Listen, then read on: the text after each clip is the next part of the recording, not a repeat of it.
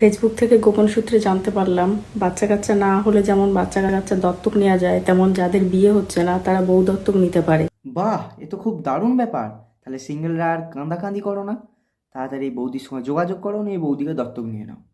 দয়া করে আমার উপর ট্রাই করবে না, কারণ আমার বর আমাকে অলরেডি দত্তক নিয়ে ফেলেছে। গুলাবি দিল টুট গেয়া। তাতে কি হয়েছে?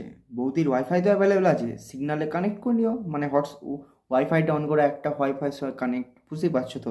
দিন দিন আমাদের চারপাশে বৌদি প্রেমীদের সংখ্যা বেড়েই চলেছে। পারবে নাই ভাই কেন? তোমরা যদি ফ্রিতে ওয়াইফাই খুলে রাখো, পাসওয়ার্ড না দিয়ে থাকো, তাহলে তো দিনকে দিন বেড়ে যাবে, মানে বৌদি লাভারদের সংখ্যা বেড়ে যাবে, বুঝতেই পার। বৌদি মানে খোলা আকাশ, বৌদি মানে মুক্তি, বৌদি মানে সারা জীবন পাশে থাকার চুক্তি। ঠিক এই কয়টি কারণের জন্যেই বৌদিদেরকে আমরা ছেলেরা খুব ভালোবাসি। আমিও খুব ভালোবাসি, বুঝতেই পারছো তো। কি সুন্দর খোলামেলা আকাশ,